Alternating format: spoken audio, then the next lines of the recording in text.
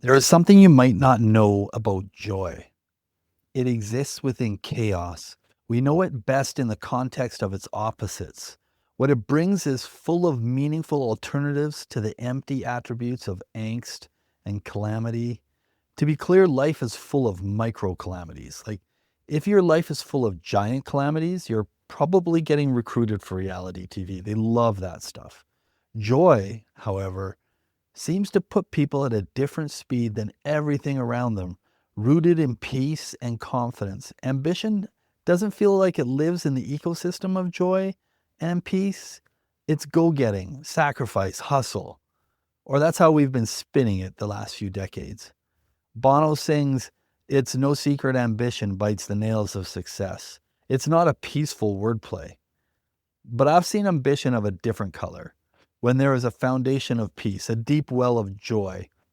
I'm trying not to get too preachy, but here's the thing. I respect this in people, admire it, and feel drawn to it. And ambition for not just success or accolades, but to be actually doing the things that capture their attention, inspire them, and fulfill them. Mia Kelly is new to me, moving from seeing the name in places to seeing recent events and promos to having her on the screen with me to discuss her career. The engagement was palpable, the ambition was evident. The joy of doing all the things and getting caught in this wave of good things was evident. You'll hear her describe these river waves and their geological premise for how they will keep you locked in place, riding it through time as the river rushes past at a regular life speed. I can't help but think this is the metaphor for how she has been navigating life so successfully to now. Maybe another hour could have revealed more tensions, hardships, some of the gaps of being young and trying to play this career game with more seasoned competitors, but I doubt it. She would have stuck with joy. Mia Kelly is a singer-songwriter from Gatineau, Quebec, a Canadian indie folk artist, living the classic characterization of the unshackled spirit, chasing the muse and the good times, spreading the love freely from town to town. She has released 2 full-length albums on the cusp of her third, big-time roller coaster feeling, receiving local and national awards such as the New Emerging Artist of the Year at the Canadian Folk Music Awards, where she's now nominated for 2 more awards this year in 2026. What disciplines does a free-spirited, van-living, traveling, surfing folk singer have? You might guess the cliches, right? Yoga, meditation, journaling, hopefully songwriting. But the answer is joy. She practices joy. It's an ambitious discipline in the face of countless antagonists. But if Bono were to write a line about her, it would probably say it's no secret ambition rides the waves of success, or something like that. My name is Glenn Erickson. This is Almost Famous Enough. Thanks for spending your time with us.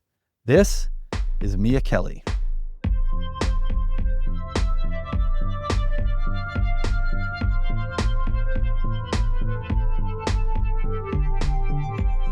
Well, so thank you, Mia, for joining me and joining the podcast. This is an introduction. Sometimes I seem to go, maybe it's getting closer to a 50-50 number of people I've known in the past versus more and more being introduced to artists, which is really a lot of fun for me on the podcast so far as things continue to go. But I had been talking and working with Beth, your publicist, on some different things. And I think the quick intersection when I was just kind of looking over people, also the Eastern Canada roots probably thing has something to do with it as you're an Eastern Canadian artist. Was where you're at right now in this intersection with Kim Churchill, who I'm very familiar with because he's frequents our folk fest out here. Amazing. My daughter and I spend a lot more time geeking out over folk fest the last couple of years, and that was always one she brought to my attention and always wanted to catch all of his shows. So that was an immediate thing to attract my attention. So there's some fun things to talk about there. But let's just start, Mia, with where you're at right now, because I know you're on tour, but you're on tour close to what appears to be where you grew up. So, Yeah. so tell me about where you are right now. Well, right this minute I'm at home and we have an absolute luxury, which is like unheard of on tour, which is 6 nights at home, like in my house, Wow. which is amazing. We have 3 days off, and then we kind of drove a little extra far 2 nights ago after the Repentigny show to make it back to Gatineau, which is where I live, which is where I am right now. Okay. And so we have 2 more days off, and then we have 2 nights of playing at the NAC in Ottawa, which is just like 15 minutes down the Mm. street. And so it's a bit of a luxury that we're living right now. We get to really relax and spend time with my folks who live in that building right over there. And it's Okay, really okay, nice okay. to, yeah. You okay. So I know that everything that says you were like this, that's where you were raised, Gatineau, Yeah. Quebec, which for those who didn't pay attention in their Canadian social studies or anything, is just literally across the river, more or less, from Ottawa, like neighbors, Yeah. to the closest degree.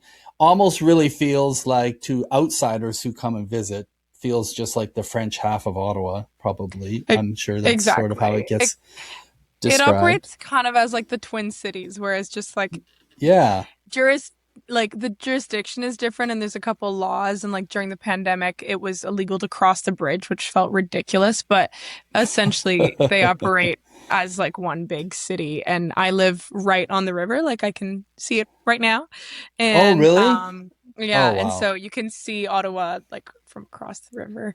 Okay, um so yeah. in the West, we've had a ridiculously, stupidly long winter where everything still feels cold and frozen. And that river is like so famous in Canadian picture history, right? Of Totally. people skating all the way down that river for like forever. That's a different river. That is the Rideau That's Canal. different. Yeah, this is the Ottawa River. The one I'm that you're confusing thinking them. of is the Okay, Rideau Canal, perfect. which is in Ottawa and very famous. And this one is also famous because it like flows into the St. Lawrence, which flows into the ocean. And it's just like a humongous Oh, yeah. river, and it's made more famous by my love songs, my innumerable love songs that I've written about this river. but but they're different. Yeah, yeah. It's Okay, I got you. yeah. So I failed my social studies right there, but I do know exactly what you're talking about. Okay, Yeah. so all of this like lends into a whole bunch of things I want to ask you about. Obviously, Mm-hmm. river and river surfing, which I Totally. read about and I found fascinating. But you're right there at home. Now, not a lot of people have their home where they grew up still. Number Mm-hmm. one. Number two, you like pointed like out, like you're pointing out the window across the street to where your parents live. Yeah. So not many Yeah. people in their in their young adulthood have a place that close to their parents. They usually try to get quite a bit away. So explain that you literally have a place like So, right with, well, here's the thing. I haven't, because I'm on tour all the time. I'm on tour, I would say like 8 or 9 months out of the year. And so when I'm back, it doesn't make sense for me to like pay rent or have an apartment in Montreal, which is what I would have done if I wasn't perpetually on tour. And so my parents have this like behind the house that I grew up in, we had this like space that used to be like storage and a garage, and a bunch of, it was just kind of a space, and we'd call it the back. We're going to the back. And then a couple years ago, when music started taking a lot more space in my life, my parents renovated it while I was away, and I came back, and they had turned the back into the space that I'm in right here, which is like a mm. beautiful. I've got a living. It's like pretty. It's really small. It's my living room, and then right upstairs my bedroom, and then I'm still like sharing a kitchen and a bathroom with my folks. But it's like a little granny flat that I get to live in, and it No, it's allows so me perfect. to tour. It's amazing. It's Yeah, I can't perfect. Yeah. imagine a better situation. Yeah, if you're spending more time away, Yeah. and the terrible feeling if you had that kind of a cost of living when you're away more than you come home. A lot of artists start to obviously face that as their career starts taking off. So that's a great situation. Oh, yeah, I feel extremely lucky, and my parents are really supportive, and Also, it's like if I'm home for that little amount of time, I would want to like sneak in a visit to my parents regardless, because Yeah. I never get to see them. So it's nice that home is also that. And also it's right on the river where I get to surf, and it's just all these great things. And I get to deck up to Montreal and Toronto and visit some friends. Yeah, I Yeah. love it. That's pretty Yeah, great. So fortuitous for me to catch you on an in between with a bunch of days at home in such a comfortable place. So that's pretty perfect. it's the Um, best. yeah. So let's talk a little bit about you. Find out a little. Like I always struggle with this, Mia, because I'm always like I love doing a timeline a little bit, like a little breeze Okay. by, like how did you get to here? But then sometimes I just want to like jump right into where somebody is right now. So Yeah, because we've been talking about where you are right now and your family and all this kind of stuff, let's do the introduction both to me and any of my perhaps Western Canadian friends who might not be as familiar with you. Kind of, for sure. if you tour that much, and I'm Mhm. assuming you have toured a lot in Canada, like we all Uh-huh. know, you can go up and down the 401 with a show to play every night for a couple weeks. And Yeah. in Western Canada, you have to drive 8 hours to the next city, and you get about four of them or five, five of them to hit, and that's it. So a very different world as far as opportunities to play and get people to know who you are. So, Totally. um, so the things I read about you, you got started very early. One of those kinds of Mhm. stories of playing music and even writing your own music and putting it out. But when did the jump happen for you between you started making some music and doing some independent, like releasing an EP, to, that moment where other people pay attention and start getting behind you, start offering you opportunities or solutions, and you sort of Mhm. know that there's something there. When did that start happening for you? I think maybe like 3 or 4 years ago, I remember this one moment where I had my first record that I had made, and I was applying for a grant. And to get the grant, you needed a local partnership. And so I went to the biggest, like very renowned theater in Gatineau, and it's a huge space. And I wrote a ballsy email to the guy who runs it. And I was like, listen, I want you to be my partner, and I can do like my album launch in your lobby space, because they did like smaller little cabaret style um shows in the lobby space. And I remember being so nervous for that meeting. He and agreed on the partnership, and the partnership required like a financial engagement, and he was committing to like 3 or 4 grand, just like just because he believed in my project and really wanted to support Wow. me. And I remember driving home and being like, I'm I'm gonna make this my life. Like this is gonna be like my actual. And it had been a serious project for a long time. I've been doing shows since I was like 14, 15, opening gigs and here and there. And then it kind of started taking on a more serious edge at like 16, 17.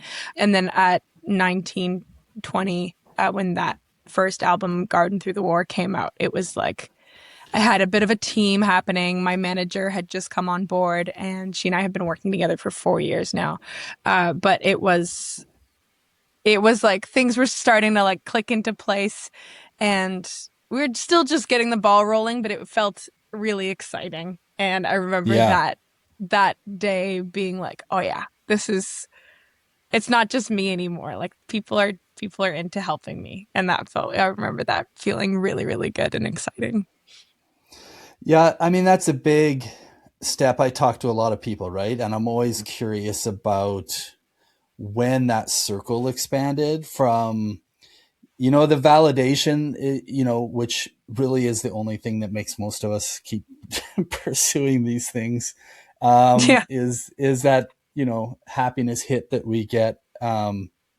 It happens within, like, if you have a good family circles for quite a Hmm. while who are really supporting you and having you get out there, and Totally. even when you play the coffee shops and nobody pays attention, they're still there hyping you up and all that kind of stuff. And then So, there's incremental growth. I think a lot of us have shared before, but I'm always curious again about when this starts to happen. And I think a lot of young artists, and you're still mhm, such a very young artist to have had a lot of things happen for you. So mhm, this is probably relatable to a lot of the people you intersect with or come across who are trying to get their career going and yeah, are always asking the question, like, how do I get these people to answer my emails? Or how do I, what do I need first? Is it a manager or an agent? Or these sort of like yeah, career questions that take you past, I'm just writing songs and then I'm going to go and try and perform them, but actually like build something. So you sort of just hinted at it, inside of that story of that one thing that happened, though, that with your mhm, first album that you put out, mhm, you started getting what we call a team. So how did that yeah. start to come around? Was that you reaching out and doing the fervent trying to get anybody's attention that you really liked or respected, or did you get into some showcases where people could see you play? How did those relationships start? Yeah, I think I got really early on, I got some really good advice, which was don't seek out a team. The team will seek, like, when you're ready, the team will seek you out. And I remember being like, okay, cool. I can just like focus on doing my thing and doing all, like, putting all the hats on and booking everything and writing everything and doing all the grants and all the things myself. And I did that for a long time. I met my now manager of 4 years, a music conference called Folk Music Ontario, and she and I Mm-hmm. got connected. Her other artist that she manages, who's an Australian blues musician named Lloyd Spiegel, who's absolutely unreal. He's out of this world, phenomenal, and he had a stomp box on stage, and I was like, I need to know what that is, and so I went up and chatted with him, and he chatted he and I chatted, and he was asking me about where I was based, and I was like, oh, near Ottawa, and he was like, oh, my manager's from Ottawa, like, I'll leave you my stomp box when I leave the country because I'm sponsored by them and I've got a bunch of them in my garage. And I was like, oh, cool. So Oh I my got this. goodness. It was an amazing thing, and I got the stomp box, and then I had a meeting with his manager, and then she and I got along, and then I think she kind of had like kept an eye on my career over kind of the course of a year, and maybe a year later in 2021 we had another coffee, and that was kind of the start of our working relationship. But I think those kinds of things where you're just open and you show up in the spaces where the people you want to be connecting with are, and you ask questions, and then for me, it's always been that way where just things Yeah. kind of fall into place, and just showing up and being. I'm also a really social human, and so it like connections are just a lot like they're a lot easier, easily made. Yeah. When I just love a good Yeah, chat, I'm but getting that sense that you're a pretty social person. It's pretty cool. yeah. I mean, it's interesting when you say it that way because I mean, I've heard a lot of people describe it different ways. The whole idea of, you know, the team will find you, you don't have to find Mm, them. That very like the universe, is for you or some version of this thing. mm-hmm, You know, it's funny because in a lot of years in the music business, I find that that makes sense to a lot of people, and the people it doesn't make sense to are the ones who just can't get anybody to reply to their emails, because then it's a and terrible feeling to think the team doesn't want me, the team's not going to find me. And to be completely honest, that's usually the sign that maybe I've had this debate with a lot of people. Maybe that's the sign that this isn't for you. this isn't me. Um, And but that's hard to tell somebody. totally, and I think that statement where it's like you don't go find the team will find you doesn't mean don't show up in those spaces or don't reach out. Like, I think reaching Mm-hmm. out, I was recently a mentor at this I was part of this Australian festival, and they asked me to be a mentor for their like young, they're emerging artists. And so that was really cool. And so I did a bunch of mentorship sessions. And like my main thing that I was like trying to impart on these like young musicians was just like reach out to artists you love, reach out to their teams, just like ask questions and don't ask them for things. Like, don't be like, hey, do you want to be my agent? But just be like, hey, like, Yeah.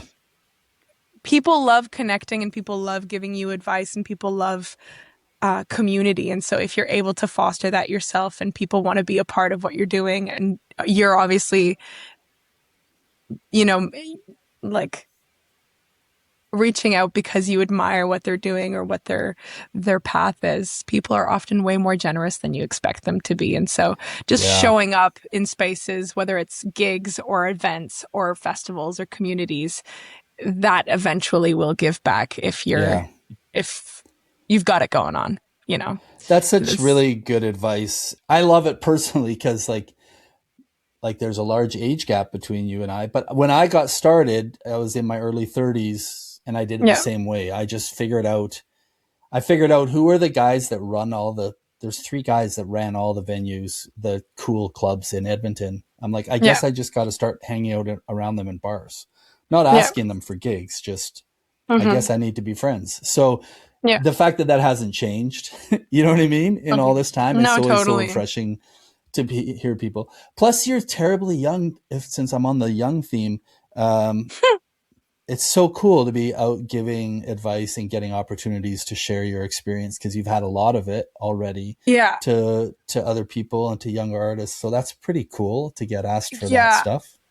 I'm honestly, when they asked me to be a mentor, I was like, I need to be mentored. What do you mean? But then they were kind of making the point where like, well, like, yeah, but you're also a Canadian artist that's getting booked at Australian festivals, and so you're obviously doing something's going on. And so Yeah, yeah. and I was a part of those programs in Ottawa. There were festival like the Ottawa Blues Fest, or a program for youth called Be in the Band, and I was in that from like 11 to 14, and like that was super formative and really like Wow. really brought me onto stages and into the professional world in like a really Yeah. beautiful mentorship way. So I was really cool to be able to give back and Oh, that's cool. and you yeah, yeah, it was fun. Really fun. No, I think that's great to hear. I think sometimes people, well, I know for a fact that people will make judgments on young artists that they, if you're 23 or 24, that you've supposedly Hmm. only been doing this for 3 or 4 or 5 years, when the truth Yeah, is the story is almost always that they were making other sacrifices because when they were 11 or 12, right? Because this was all they wanted to do. It's always a longer history with people when you see totally. success. There's way more under the, so to Yeah, speak. Yeah, I think that's really, really cool that you're getting those opportunities. yeah, And there are a lot of them around Canada. Like, I really believe that. I like every city. I would sometimes like to just go and do a deep dive, like, region by region, city by city, to see how comparable all the opportunities there are for yeah. people to That'd be sort of like fascinating. meet people, collaborate with people, get opportunities, get any of that kind of stuff. I think would be interesting. Totally. So so all this kind of stuff starts happening for you. You start to get a Yeah, quote unquote team together. yeah, And that's after first record. You start winning some awards. To go back to the validation thing, you won a Canadian Folk Music Award for that first record, which is pretty big. Not a lot of people are going to win like a national award for their first record out. So that must have felt pretty great. What sort of things were coming out of that for you? Was that how, I guess my question would be, because you mentioned before about touring a lot and you yeah, kind of get on the road right away with your career. yeah. Um, and this is like pandemic-y era, if I'm not Hmm. mistaken, Yeah, which is really challenging. So I'm wondering how, because that would have its own challenges. So I'm wondering how some of this like notoriety and stuff, did that open doors for you, or was it just like a nice thing to help your bio out when you're trying to open some doors? I think it's a compilation of a bunch of different things. It definitely doesn't hurt, and it's always like it's a nice kind of bit of credibility that you can apply to a Hmm. festival and you'd be like, oh, I won this thing. But being in these spaces at the conferences or at the festivals since I was like 14 or 15 and people having really seen me grow up. And so once I have an actual product to offer, people were really keen, I think, to help me share it. And so my manager got me some really great support slots on tours. And then I did my first ever like co-headline tour when I was 20.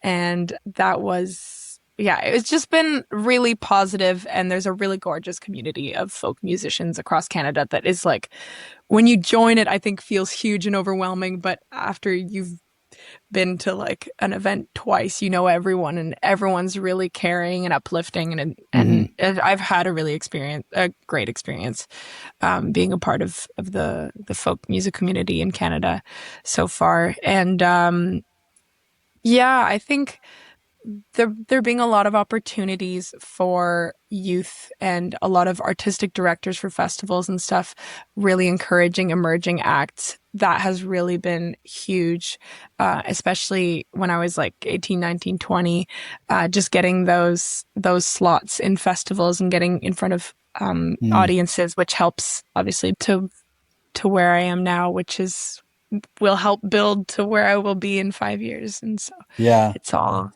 yeah. Was it always folk for you? Like always, like right 14, 15 years old up to the 19, 20-year old?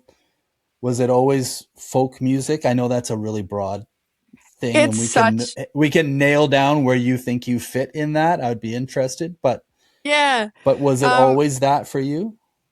I think it's always been songwriting first and then genre second. And so like sometimes if you listen to some older Mia Kelly projects, there's like some straight up like bluesy or rockier songs, and then there's like softer, quirky ballads, and there's, you know, it's all super fluctuating, and I Hmm. think it's it's singer-songwriter because I am singing and songwriting, and genres kind of mean nothing and everything at the same time. It's a bit of a funny thing. 100%.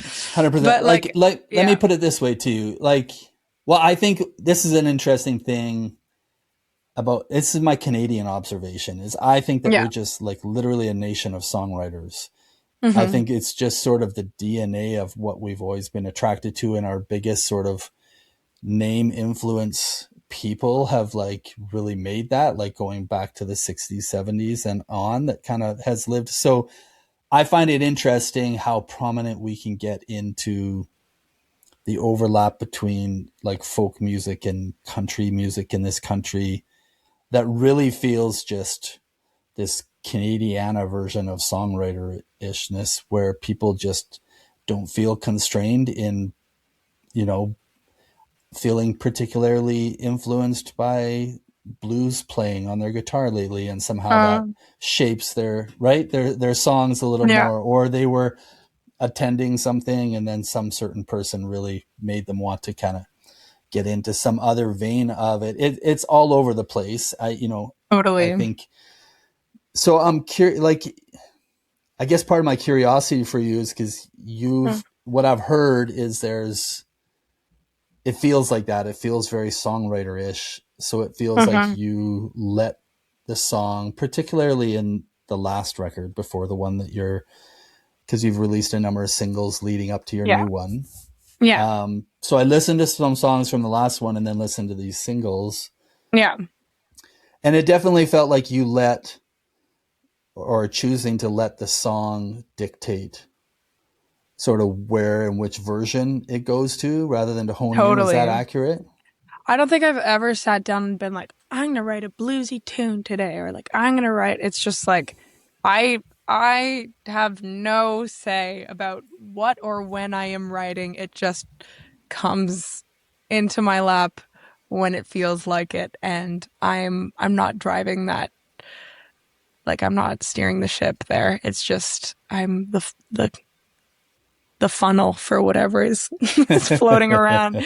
So yeah, it's just kind of nice that in the last few years it's been like kind of a variety of different things that can sometimes make a record feel less cohesive than a lot of other artists. Like um I think, but I don't really get in my head about that because it's like the song is the song and the story is Hmm. the story and it'll fit wherever it feels like fitting on the Yeah. record. And if it doesn't fit Well, on there's been a couple songs that I've written that I'm like, oh, maybe not on this record. Maybe I'll save it for another one, you know?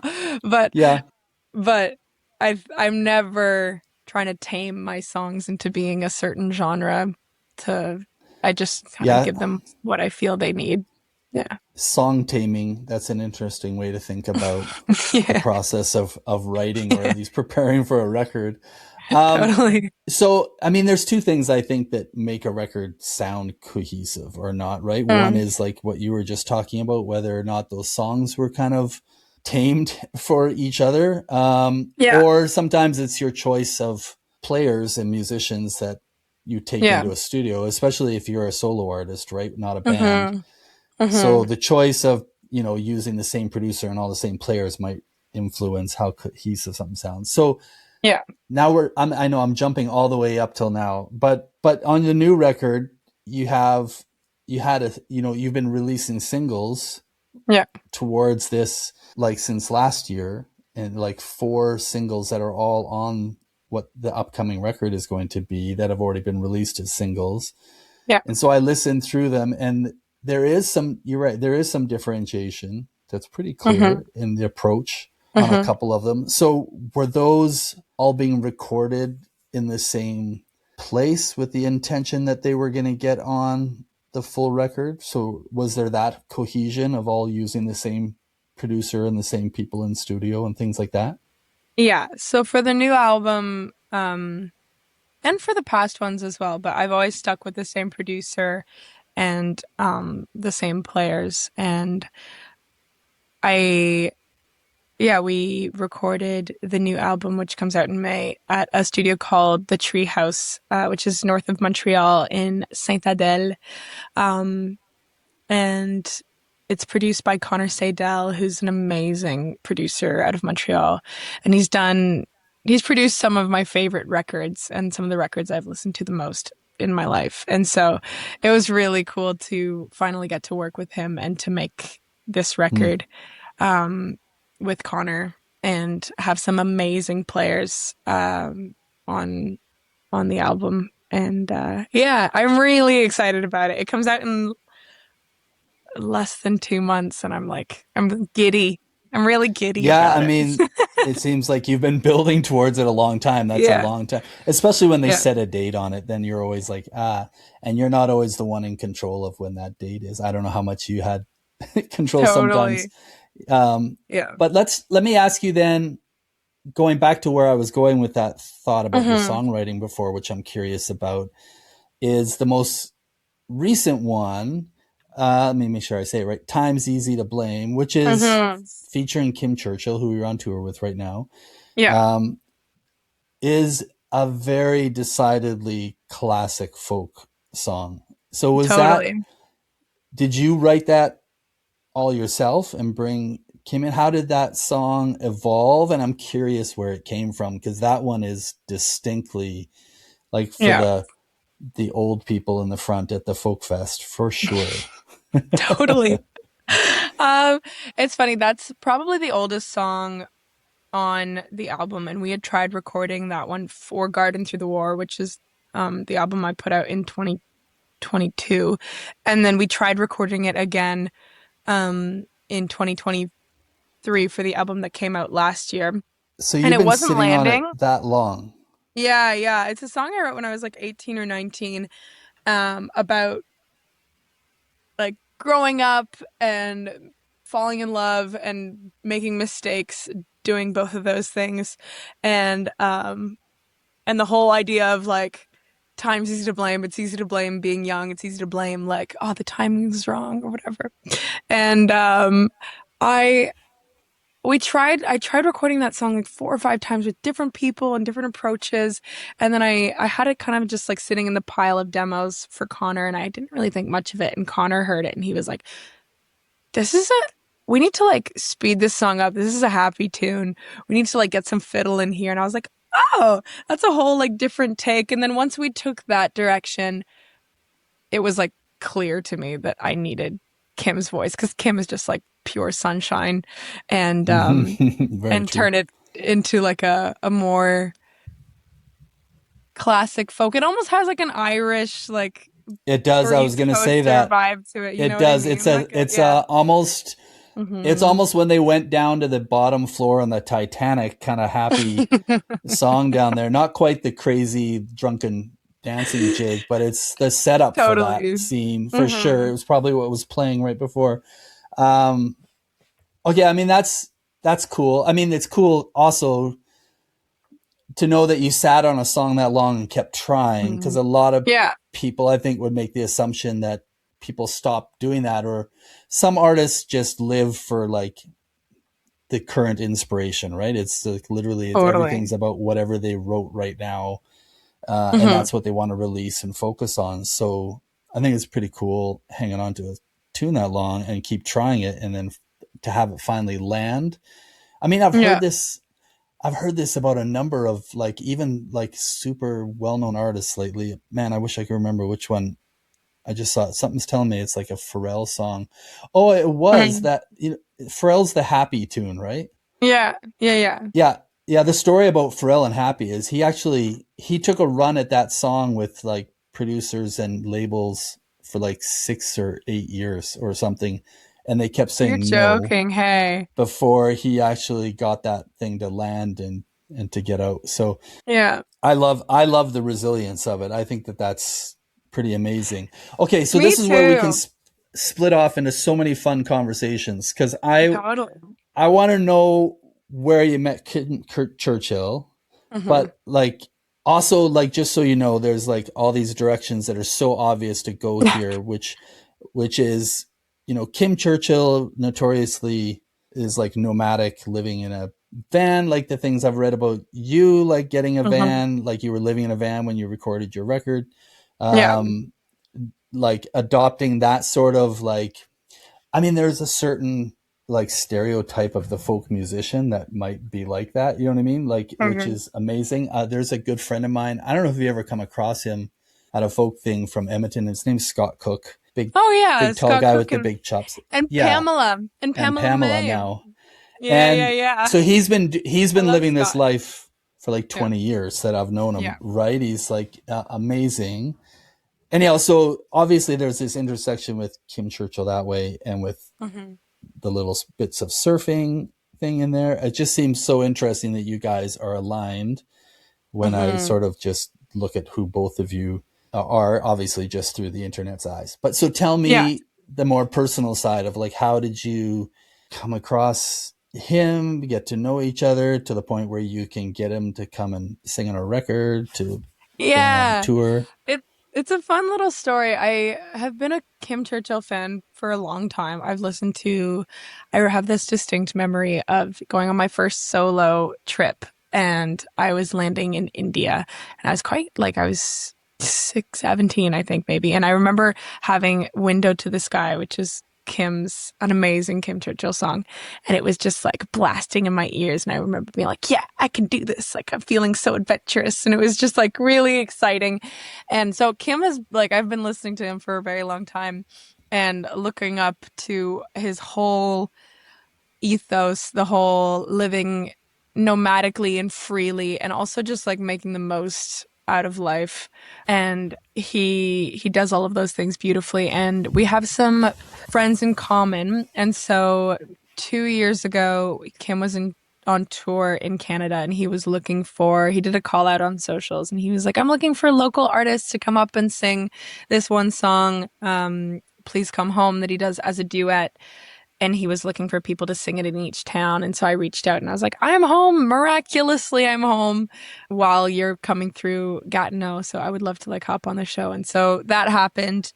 And we became great friends then and there. And then that summer we like kept running into each other at different festivals and different, just like our tours just kind of kept like weaving in and out of each other. And so he came to my house and we went river surfing together.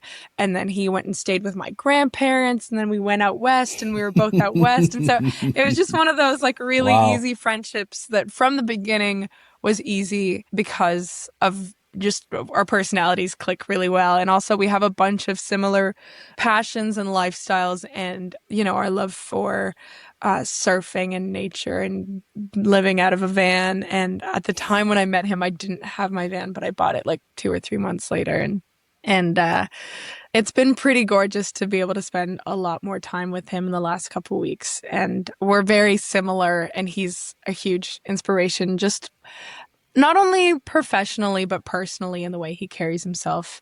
He's just a gorgeous human. So it's been really Yeah, cool he's to clearly learn he's from him. clearly figured some things out to Yeah, do his career the way he does it so well totally. and be successful.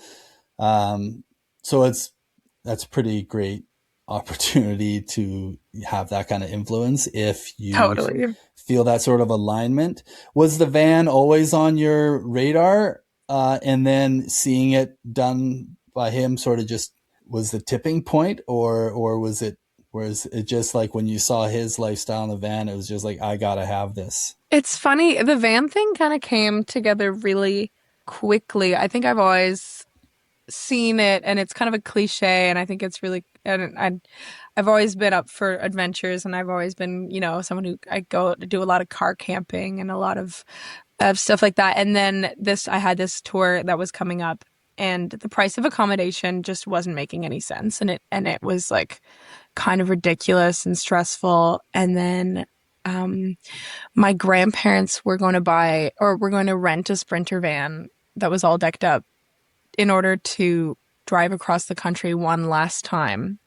Um, and because they've driven across the country like a ton and they Mm. wanted to do it one last time, but they're in their 80s and they wanted it to be comfortable. And so they wanted to, the whole thing. And they were showing me these vans that they were going to rent and they were going to spend a couple $1,000s on it. And I was like, hear me out. Why don't you give me part of that money? I buy a decked out Sprinter van and it also gives me an excuse to buy like a really nice one because my grandparents are going to be driving it. So they drove it out west. I flew out west, picked up the van and drove it all the way across the country on the way home and they flew home. So they didn't want to drive both ways. And so it ended up like working beautifully and it came together really quickly. And I've had it for almost 2 years now. And I've been spending a big chunk of my time in the van and she's the best. That's, I love it. I'm starting to notice, and I love this, like that having a big sense of adventure also goes hand in hand with having a really good sense of where there's an opportunity and being Uh-huh. willing to jump at it, which you clearly are Totally. demonstrating multiple times, Yeah. which I just think when people wonder, like, how did somebody get to be where they're at? Like lots of people are out singing in cafes and doing things. There's just threads you start to see and figure out and just recognize Totally. how, having that sense of, spontaneity, but it was always sort of in the works in your mind of things. When it comes together, you find opportunity, which is pretty great. So Yeah. so the internet seems to like to note that that's a big characteristic about you, about Mia Kelly. So, and about Kim Churchill. And then you love river surfing, Yeah. which I don't know if everybody knows what river surfing is. I think it's pretty self-explanatory from the thing. Yeah. And in Canada is not a surfing country. Obviously, we No. don't have the classic surfing country, at least things. There's Tofino, Mhm. well known on the West Coast, on the island. Yeah. I think people would be surprised to find out that there's like surfing right on the East Coast. I mean, There is tons of surfing on the it's East a very Coast. different Yeah. ocean on that Totally. side than on the Yeah. West. And then there's this river surfing. Yeah. So explain in a nutshell river surfing. Do you just hop on and then just ride yourself down the river to a set point where you know you can safely get off, or how does this work? So, in terms of how many rivers we have in Canada and how many of them have river waves, it's like pretty phenomenally lucky that I happen to live literally like steps away from a river wave. And the river wave there's a couple in Ottawa, and the community here is really beautiful and friendly and welcoming and safety oriented. And my neighbors during the pandemic were like, your tour is canceled and school is canceled. So like, why don't you come? I had this one neighbor, Trevor, who taught me everything in the river and was really encouraging. And essentially, it's a wave that's created by the geology of the riverbed and the current hitting these rocks underneath. And so it's kind of creating like a constant wave that's always there. And Mm. you, depending on where in the river it is, you either paddle out. There's one that is my favorite called Desert Wave. And it's a 10-minute paddle out to the wave. And then you have to aim. You're paddling upstream and the wave is behind you. And then if you slow yourself down enough, you catch the wave and you're facing upstream and then you pop up and you get to surf on this wave facing upstream with the water rushing underneath you for as long as you can or as long as you want. And sometimes that's 10 minutes, sometimes it's 30 minutes, sometimes I've surfed like for an entire sunset. And it is the most like Oh my God. meditative, beautiful space to Okay, be in. let me break this down. So you're not Yeah. like going down the river. You're sort of No. more like in place in a way if you're riding Yes. it properly. So it's It's almost a like static wave. Yeah. it's like these where they teach surf centers, right? Where they produce water that does that, where you get up. I've seen it, right? And you're Yeah. basically on your Yeah. board and they've got a system that's like Like pushing a water. man-made, Yeah, yeah, totally. and But it's you just kind of natural. have to be able to stand up and then Yeah. be able to ride it out and balance and adjust, and then you just, oh my goodness. Okay, so that sounds really amazing. It So is. my question for you, and this is like right off the top of the head, what's the perfect river surfing album? If you pop headphones in and you're having this, like you were talking about these, if it goes on and it's perfect, you have a whole hour, like what record would you need to have in your ears for one of those Oh, perfect moments? well, it's funny because I think one of my favorite things about river surfing is it's like such a form of meditation because I'm so far away from my phone and I'm so far away from like it's just a beautiful place to think or to just like completely empty my brain. And I do a lot of writing when I'm surfing to the point where like my Hmm. sister got me like as a joke, she got me like a waterproof notebook so I could like bring it out onto the wave and like write my lyrics because Why you're I'll oh really? so many times I will like run in soaking wet with my like wetsuit on and I'm like singing into my phone because I've had this idea that it's been like circulating. But I think this album that I've been obsessed with for like 2 years now is Leif Vollebeck's Revelation. And that would Oh, be what a great to good have that. French Yeah. Canadian singer songwriter boy. Good for He's you. the best. He's like, Um, yeah, he's amazing. he's up there with the best in my books. Yeah. That's a great pick. That's a really great Yeah. pick. Okay, Yeah. so Kim Churchill, Australian, very well known surfer dude. I mean, he just looks Yes. surfer dude. He's got the Yes. he's I like know. he to a T. He looks like Californian Australian surfer in the Totally. cliche way, I think. Hmm. You are on this very long tour with him, which is pretty amazing. You started in Australia, which you just finished a little while ago, Yeah. which I thought was very cool for me. So my son is 23 and he just went to Okay. Australia in February. He's taking Cool. school for 2 years. So I am getting quickly educated on more of the nuances of Australian life and all these things Yeah. as we speak. But Yeah. so Kim Churchill has developed a really great reputation in Canada and all around. I think Hmm. is always on the road. Similarly, as you said, I've seen him a couple of times at folk fests. And you've spent all this time around him, so I'm going to play a little Kim Churchill trivia with you because I thought that would be fun. Okay. And Okay. you seem like Let's do you're it. game for things. So I'm Yeah. going to play Kim Churchill trivia. I got 4 Kim Churchill facts, and one of them's false. Okay. So Hit I'm me. going to see if being around him, if you know these things. Okay. So Okay.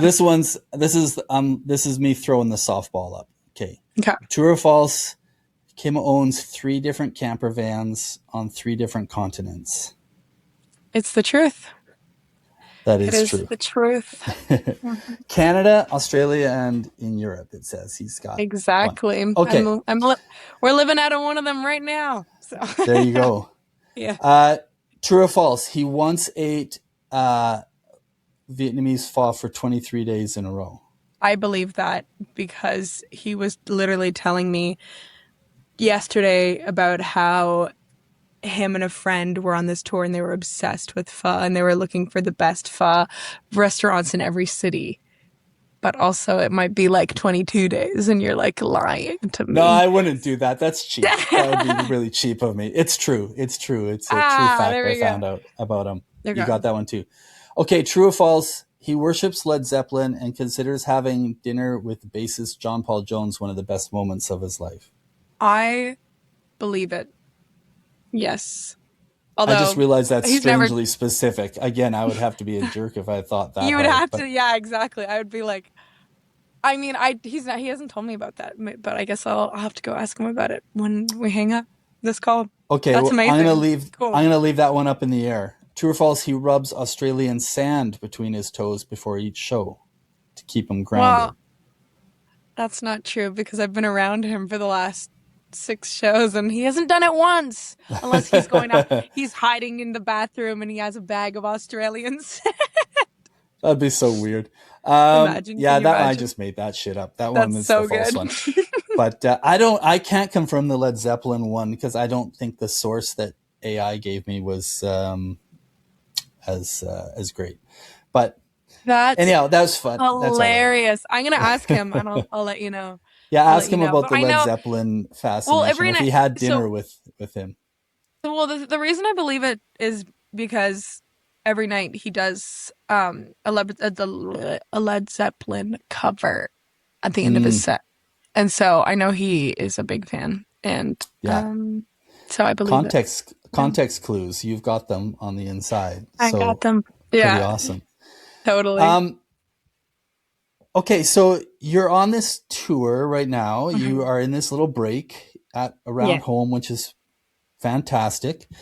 It says, and I looked it up, you're also nominated for the last record you put out again Yeah. at the Canadian Folk Music Awards, which are coming up in like Calgary in only like 9 or 10 days. Mhm. But your tour doesn't get to Calgary until like the 19th or 20th or something of April. I know. So I know.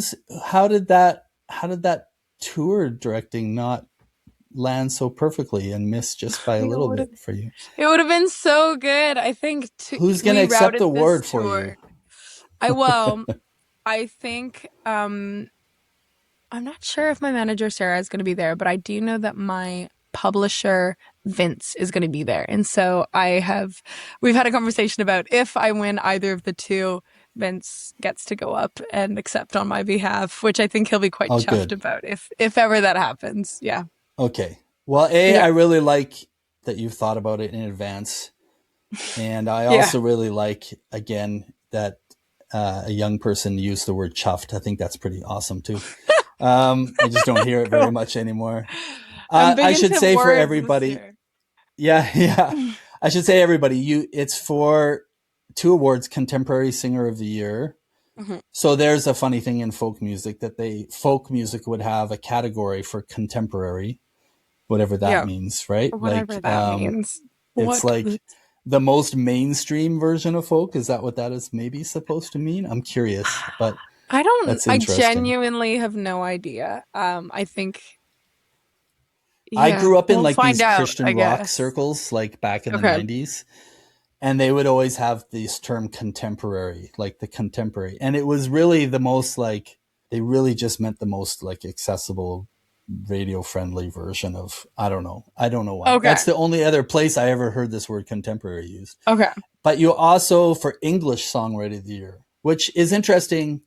Is that interesting to you? I mean, that album, you're bilingual. You grew up in Gatineau, Quebec. You obviously, you have songs that are French. Yeah. It's interesting that they have these categories. I think it's pretty cool. Is it Uh-huh. weird to be in the English Songwriter of the Year award when you probably identify, I think, probably pretty heavily French in your life? I, well, I do and I don't. I think my mom is English from Ontario and my dad is Quebecois. And I went to elementary school and high school in French, but I went to Cégep in English.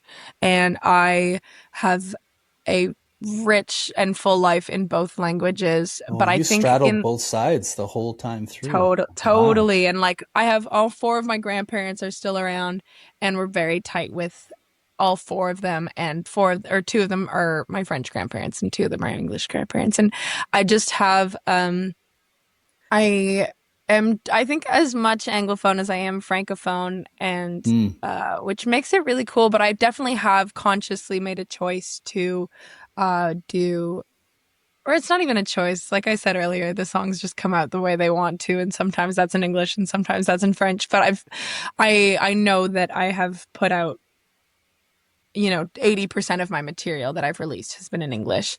Yeah. And so I love playing and singing in French, and I will always at least have one or two songs in my set that are in French just because it's a huge part of who I am. But because the album, out of I think the 10 songs on To Be Clear, only two of them were in French. It is you know, it's a huge majority of English songwriting. And so to be up for English songwriter, even in a project that has two languages, I think is pretty cool.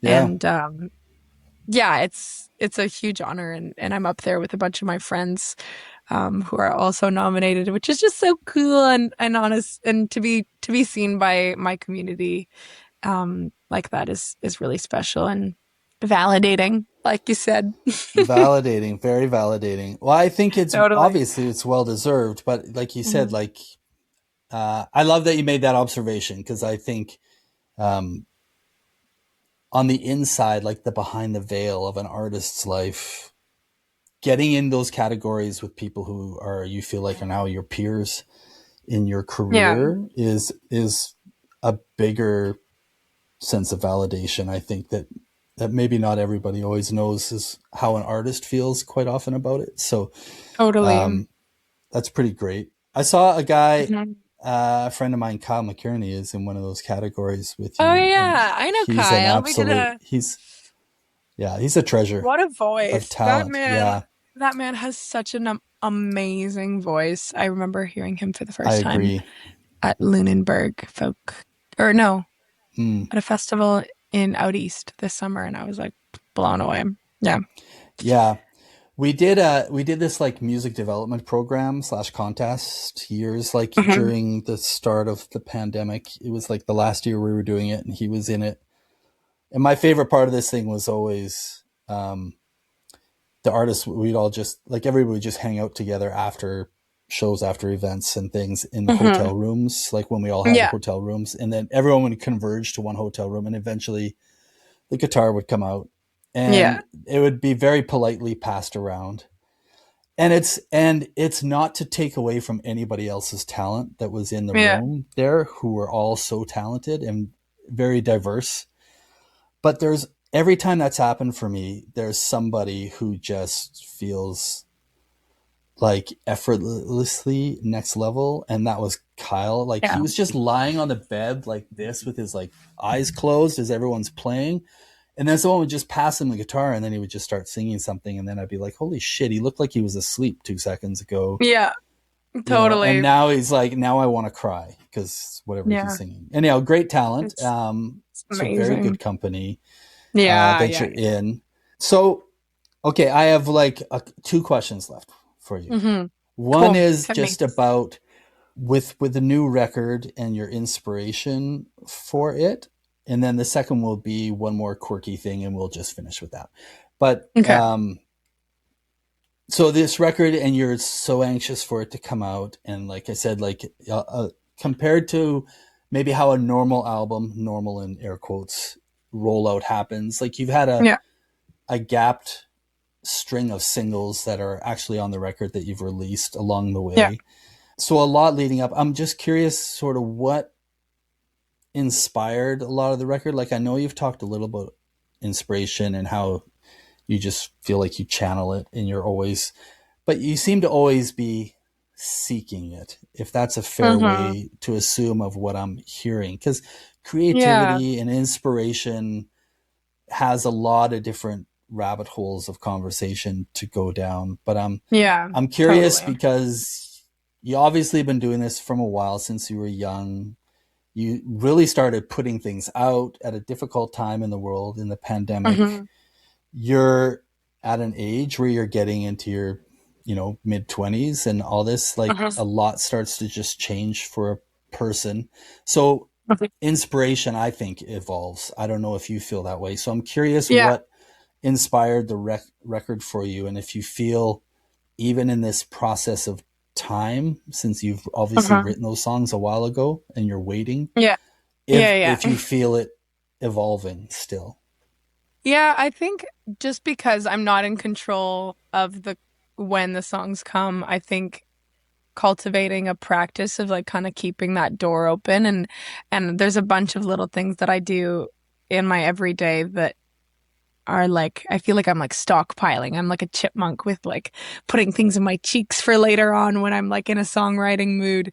And so Mm, I have like lists of words I really love and lists of expressions or sayings, or maybe you and I will be having a conversation and you say something and I'm that's great, and I go and write it down and I have just like tons of lists. But I knew that I wanted to make a record that was more personal and also more joyful. I think the last two records, Garden Through the War and To Be Clear, we're telling a lot of other people's stories, and we're also some of my own as well, but a lot of them were quite sad and challenging, and overcoming challenges and grief and loss, and those are all, and I'm really proud and happy that those records were made. But I think in general, I'm a really happy person, and that wasn't coming across on the records or in the live show. And it's also, I think people disregard joy as being kind of a more frivolous and like less important emotion, but I think it's just such a hugely important, and it's the savior of the emotions. And so I wanted to write from a place of like love and community and creativity and joy and light. And there is a lot of heavy stuff on the album as well, because there's 11 songs and tons of stuff to go through. But I think I wanted to kind of highlight those juicy, good, fun bits. And so there's a mm, song about falling in love, and there's a song that I drew from a book actually that I was reading about creativity called Big Magic, and the song is called Holy Grail / Big Magic, and it's a testimony to like the magic that is being an artist and creating and creativity, and mm. how one moment there will be no song and the next there is a full-fledged song that you have created, and how just ridiculously cool that is. And there's I wanted it to feel free and wild and open. And I think we did a really good job. And I think, yeah, I'm really proud of it. And I think it'll be fun to translate live as well. So lots of Mm. joy and lots of luck and privilege that I'm kind of digging into on the album, and just knowing how lucky I am to have the people around me that I do, and have the job that I do, and to live in the circumstances that I do, and being really aware of that. And that's something that I've been thinking about a lot in my personal life, and so it just kind of seeps into the songs. Yeah. I Mhm. mean, that sounds very thematic inspiration more than Yeah. the specific musical inspirations, or the way that maybe some people would answer, which I think is pretty great. I guess Hmm. the obvious offshoot I get from that is, I mean, we've talked about some of the things you love to do Hmm. and that you're adventurous. So how do you cultivate your own joy then, when you get busier and busier with this as a career? It starts to take over everything very Yeah. quickly. And most people, I guess, I'm building that a little bit off the assumption that a lot of people build their own personal joy off of other things, other hobbies, other activities, Yeah. or something. So I don't want to completely paste it with that Yeah. assumption, but I am just curious about how you keep cultivating joy in your life, if that's a thing that inspires you or where you've been inspired lately. Totally. I think, well, first of all, getting to do what I love is like the biggest joy because it so rarely feels like work. Like often I'm Mm, sitting, I still have emails to answer and all the boring slog that comes with any job, but like I love getting to travel and getting connect with people and getting to sing my songs on stage and getting to meet different artists and get inspired and like I I could do it forever and I hope I get to. So choosing a career that just lights my fire is definitely a humongous one, but also just like making time for other things that aren't music so that when you come back to it, it keeps feeling good and it doesn't feel like a chore. So surfing, taking surf trips. I've been in the last 4 years taking a bunch of surf trips when I have time off. And then also having other hobbies that aren't your job, like you said, is huge. I do a lot of painting and I do a lot of mm, cultivating of my friendships that aren't in my relationships with my family so that they're not suffering and I don't feel like I'm kind of losing touch with everyone. And this very beautiful job that is so nomadic can also be really isolating because it's such an atypical like yeah. pace and there's no physical tether because I'm living out of my van and here and there and everywhere at the same time, which is gorgeous, but also can be really exhausting. And so kind of staying grounded. And I'm learning a lot of that through Kim and his practices of he does a lot of things to intentionally stay grounded and it's Mm, pretty beautiful to be kind of a part of that. And I've started running a lot in the last few years as well, which mm. is a really joyful thing on tour because it can get kind of weird and Twilight Zoney when you're just like car, venue, green room, parking lot, load in, load out, and then you've been to the Yep. city, but you have no idea what it's like. And so taking like a 20-40 minutes to just go and run and breathe hard and feel good and Yeah. feel alive. Yeah. So That's awesome. lots of intentional little things that add up to big happy Yeah, that's life. the word that was in my Yeah. head. So that's pretty cool. Like Uh-huh. it seems like you're Uh-huh. very intentional about a lot of these things, especially the Yeah. relationships thing requires that, obviously. Yeah. So that's pretty great. Totally. Yeah. Um, Yeah. okay, well, I promised just one more question, and this is the other one. So I'm doing this new thing lately because I'm like my life and my work stuff. I'm just swamped with having to try and be ahead of the curve with AI and platforms and all of these Yeah. things. And so I use all kinds of them, but there's a couple of them that are great for research. And it's so fun to just have it pull out what it pulls out. Uh-huh. So it consistently kept pulling out your love of hot sauce, which I don't know That's if it's because you talked about it in like an awesome. article 4 years ago. I didn't like deep dive all of the references, but it said that you keep one in your purse everywhere you go or something like It's that. true. Yeah. So I wanted to essentially fact check Well, I can show you. the internet. You can? Let's see, this is a great exclusive then. I have hot sauce merch. And so Yeah, this that's what I is heard.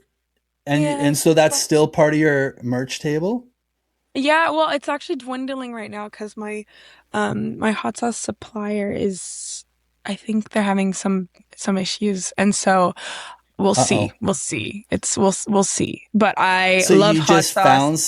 you just found somebody to make your own hot sauce and you told them Yeah, what well, it so needed to be? there's a hot sauce company in Ottawa that rocks, and then they're called Meow That's Hot. And they I had a hilarious business meeting with the guy who runs Meow That's Hot, where basically I like sat down at the like counter, and he had like 50 kinds of hot sauce and a spoon. And it was me and him, and he was just like pouring them and giving me the spoon, and I was like, Oh my God. and then we were like sorting them into yeses and nos and maybes. And then I had my yes pile was like 4 or 5 hot sauces. And then we kind of narrowed it down. And so it's not like it's Mia specific hot sauce, but he has all of these things and he makes them like, personalized for weddings sometimes. And I was like, I'm going to sell it as merch. And he was like, that's a great idea. So, for 3 years now, I've been selling Mia Kelly hot sauce. And That's it's really amazing. yummy. Yeah. It's great. I believe you. Like that. Like I referenced that development program with Kyle McKierney before, and one of the challenges we always gave them every year, the different group of them, was to come up with a unique merch thing. So Cool. you would have done very well in that category Thank you. already. Thank you. And so that there's 2 things that gave me a visual of when you were meeting with the meow guy. One is like the obvious, like, you know, I've seen things before where like the Kardashians are making their own fragrance line, and then they have to sit there and like go through like 200 unique little scents or something. But so instead you're tasting little spoonfuls of hot sauce. It also made me think about appearing on Hot Ones, which I would love. Would obviously be like a dream for you. I'm presuming like it would be pretty I would great. love. I think I would do quite well. Yeah. Oh, you would probably kill it then. Mm-hmm. Have you had the bomb? No, ever? but Number 8? No, I've never, but I have eaten a ghost pepper when I was in a whole ghost pepper, which is kind of really ambitious. And it was yes. It was an experience. Yeah. And it went well. So I think we ordered the bomb off Amazon for my boy. Two Christmases ago, a year and a half, and it took like 8 months before he ever pulled it out for us to try. And I put too big of a dab on my first chicken chunk, and it does what you see on TV. It hits you in a millisecond. It hit the back of my throat, so it. But it was also like kind of really exciting at the same time. I would be excited to try. Totally. Yeah, I think you totally should. Like, okay, well, that's really fun. I think that's one of the coolest little personalized merch items. Every artist should have something that's very like them, and find a way to personalize something to share with other people. Yeah. So if you carried one around of your own, what for you is the perfect hot sauce for you to go with most things? And what is the perfect hot sauce to introduce other people to your love of hot sauce? The Mia Kelly hot sauce. Of course. I really am I'm a big fan of hot sauce that's like flavorful. It's not just like burn your tongue hot. It's just flavorful and adds kind of a tangy. I really like a kind of a tangy vinegary hot sauce. Like a Valentina is one of my favorites. I really like Valentina. But also it's also kind of fun. It's a really fun thing when I'm traveling, and I'll just like get whatever local hot sauce in any country that I'm in, and I just have it with me, and it can accompany any meal that I think needs zhuzhing, which can often be the case. So yeah. Okay, that's really fun. Yeah. Well, thank you so much for your time. I'm not going to keep you longer, but this has been a lot of fun talking to you and getting to know you and your background and just your music too. I was really enjoying. I was on a plane yesterday and downloaded so I could listen to it all the way back. Oh, cool. On the plane ride, and really enjoyed it. So the sad thing is you're going to be in my town in Edmonton on the 18th, and I'm going to be in Vancouver on that day. So the stars aren't aligning super well for me. So I was a little disappointed about that, but I'll still figure out a way because I'm sure. Well, I'll be back. You're on the road a next lot, year. I'm sure. Yeah, for sure. So I'll be, I'm sure we will cross paths eventually. Yeah. But I wanted to wish you all the best with the rest of your tour, and especially you know, that your publisher gets to feel chuffed and receive a couple awards for you coming up at the Canadian Folk Music Awards. So best of luck with that. And then with the new record coming out, that's always such a great feeling when you've been sitting on a lot of music for that long to finally share it with the world. So, I can't wait. I really can't. So best of luck with all that, and I hope to cross paths and get to see you again sometime. Thank you. Yeah, me too. Well, thank you for having me on, Glenn. It's been super lovely. You bet. Thank you. Hey, I'm Alexi. Stick around for post-fame with me and my dad. You have to say when we're rolling. We are rolling. Whoa. Podcast is rolling now. Okay, I'm just going to flash how many notes I have for you. Ready? You're going to what? Flash at you how many notes I have. Ready? Well, a whole screen worth? Yeah. Is that what you were... Okay, that's what you were intending? And a flower emoji, by the way. And a flower... I didn't catch that. It's too small. Oh. Welcome to Post Fame. With Alexi. With Alexi. Yep. And this is episode 38. Mia Kelly. Yeah. So, some things to talk about. I'm interested in some of what you think. Yeah. And then maybe some conversation around, well, I don't know. I guess I had two different things that I had ideas for conversation around. And one of them was about the Junos, the Canadian Awards. And somehow I feel like I want to push that conversation maybe off again. You didn't let me prepare.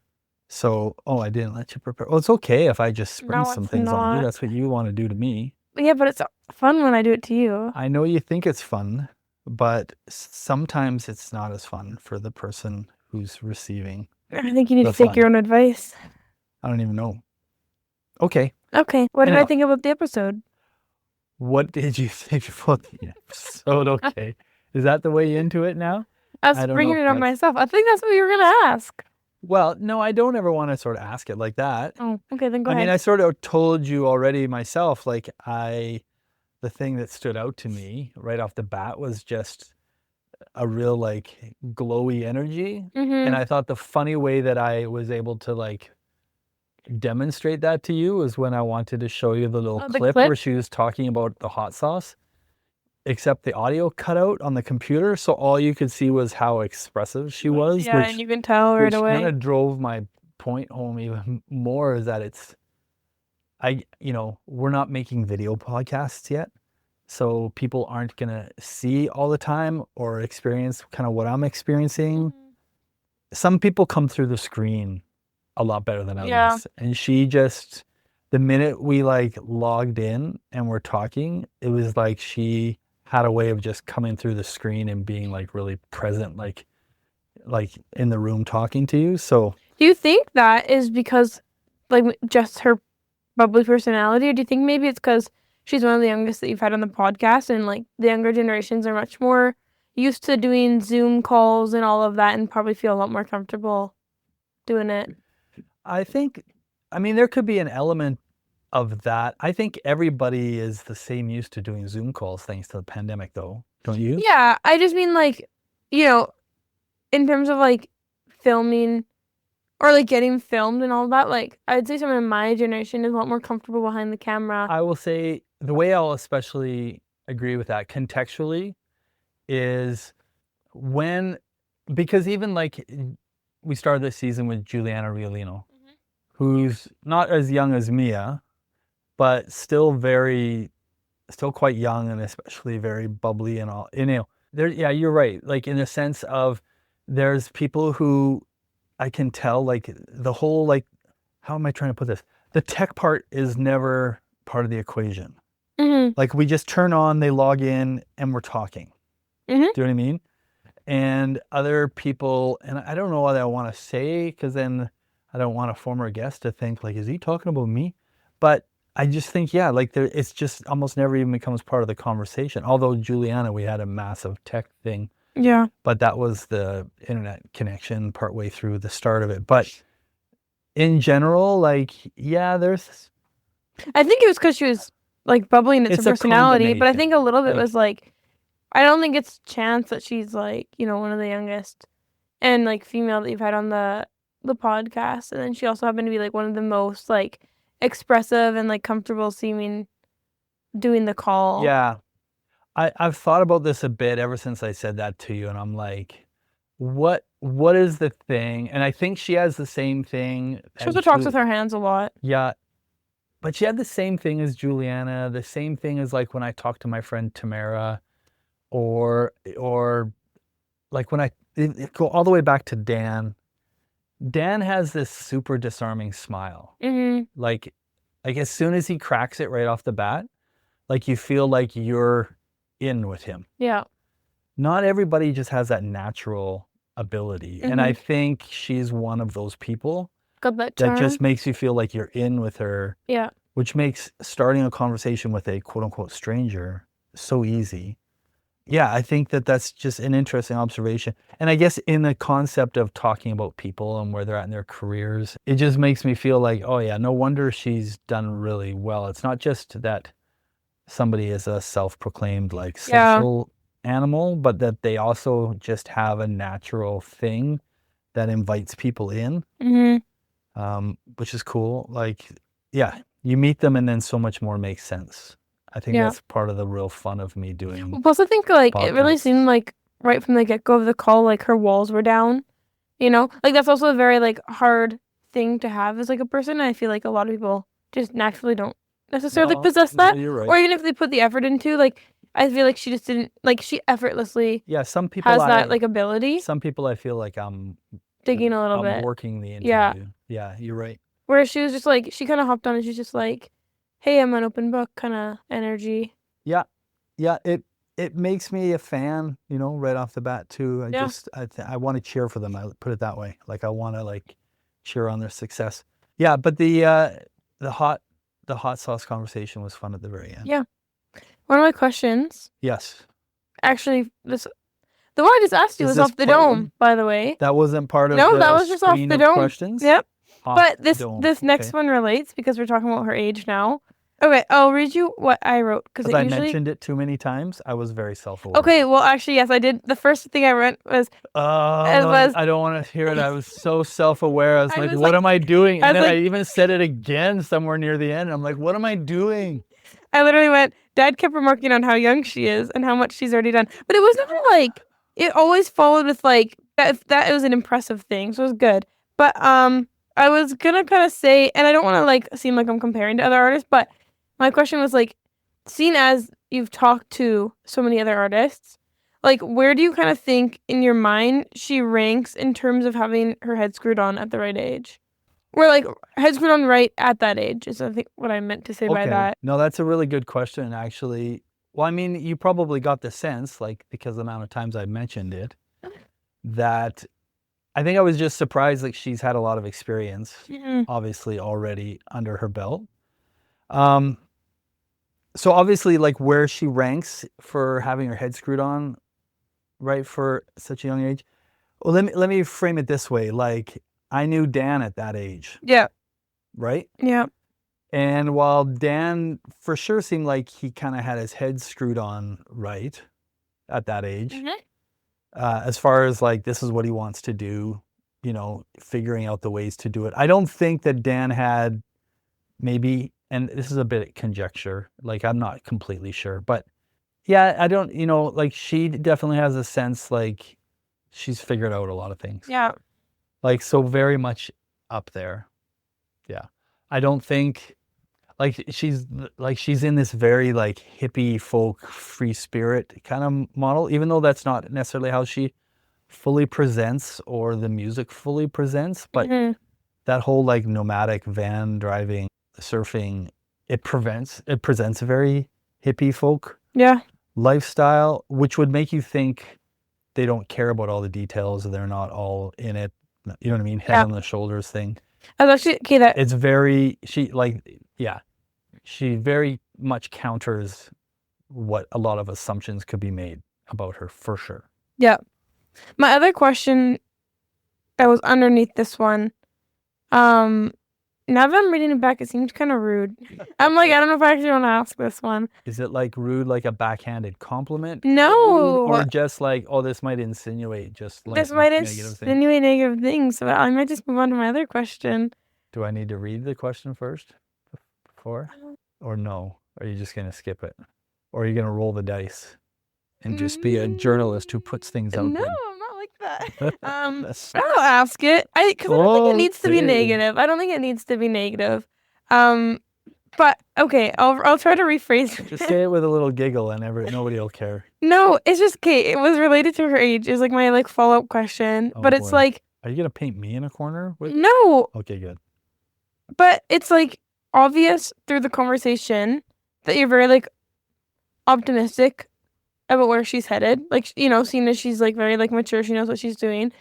But like she is so young, and some of the things that she's done already, she was so young to be doing them. Yeah. That I was like, from someone who is kind of on the other end of things, like I'm not calling you old, but you know, you're welcome. But you're kind of on the other end of the spectrum from her, I would say, in terms of like that kind of industry. 100%. I was like, and this is why I'm like, it sounds negative, but like, do you see any like gaps? You know what I mean? Oh, I mean, that's fair to ask. I mean, like, yeah, maybe it feels like it's unfair to call it out. It's not being mean, right? Yeah. It's taking an opportunity to call out anything that's potentially on the negative side of the coin. But I think it's a fair question to ask, since that became kind of a theme that I unfortunately rolled out. Do I see any gaps?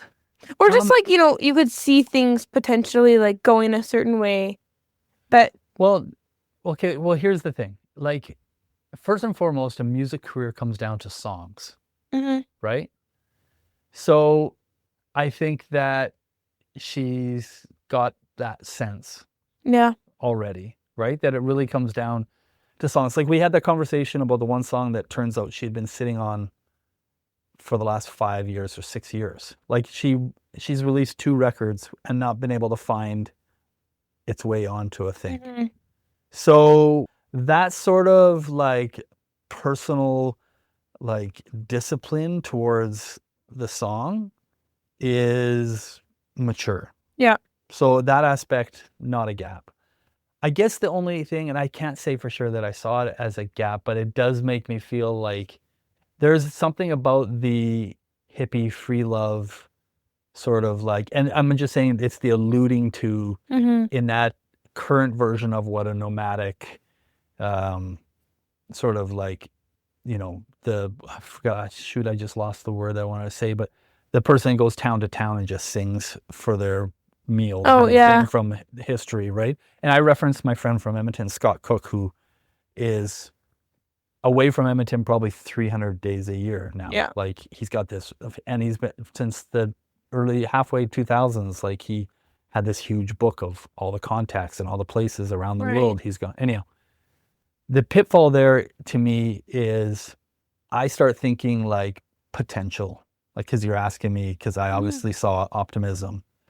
So the pitfall I end up running into that is my projection, though, maybe, of I see so much potential and I think, is this person just going to miss it all for the good time or the easy good time? Do you know what I mean? Like, and when you're young, and I sort of tried to drill in a couple times to like, did you have to do these things to make these opportunities happen? Or did they just keep sort of falling in your lap? Like this feeling like, oh yeah, if I just, the universe, I'll just go and take what the universe gives me, so to speak. And that's the only part I sometimes worry about with somebody. And that's not just related to being young. Like, you can be older and that could be just your philosophy. No, totally. But I don't know that it's a valid gap observation, because that might be a projection of just me spending so much time around like the business and seeing how people had to be so intentional. But she seemed to talk about like what's next a couple times too. So I think I don't like, I can see how that if I stopped and thought about it, I might end up there, but I kind of don't. Like, I think she does the right things. It just strangely goes hand in hand when people like do the right things, they're good at the things they do, and then they get given opportunities. It just goes hand in hand. Like, her and I joked about the fact that, you know, the people who aren't being given the opportunities, maybe it's a sign. And it sounds mean to say, but it's kind of true. And yeah. That's all. Is that it for your question? That was, well, I had that. What would you have done if you didn't ask me that question? Oh, well, I had a backup. Oh, yeah. But you're not going to say the backup now? Nah. Okay. It's less interesting. Good curation of your own Thanks. research. The You're dog special came in from guest. Yeah. Today, like all the distractions. Like, I don't know why the little, like, we have just the recording audio waves on the screen and it looks like ink blots. Yeah. And I find it just a little mesmerizing. I know. I was Like trying sometimes it looks like a TIE fighter from Star Wars. Yeah. And I get excited about it. I was trying to look at you when I was asking my question, but I just wanted to see my voice make it like move. audio waves like ink blots. And mine sort of form thicker, different waves than yours do. Because I'm petite and little. Because you're just a girl. Actually, yeah, no, you're right. Okay, that's cool. Well then, so I had the couple of things that I thought I might talk about, the Junos being one. I'm going to push that off. Good. So I'm going to push that off to next week. And Easter egg, specifically because Easter's this weekend? Oh my goodness, Alexi, good call. Because it's Easter coming up here, and because the guest next week it has specific Juno award ties, which we'll talk about. That's all. Yeah. Awesome. And the other thing I was going to maybe talk about was some of the themes that I was developing to do some blogging on the website. So I thought I'd just make the PSA that I'm going to start posting some articles that kind of reflect some of the overarching themes that we talk about on the podcast. I like that. And just sort of put some ideas and writing into the world. Maybe it's just for the Google machine to find new fans, and maybe it's for people who actually care. So it doesn't matter. I'm a fan. Yeah, that's all. I'll put that out there. Maybe we'll talk about some of those themes once in a while. And we decided that there will be another return hot takes with Josh in this season because he was just fun. Yeah. That's all. Good chat. Thanks for post fame with Alexi. Appreciate you. Anytime, any week. Anytime in the basement, any week.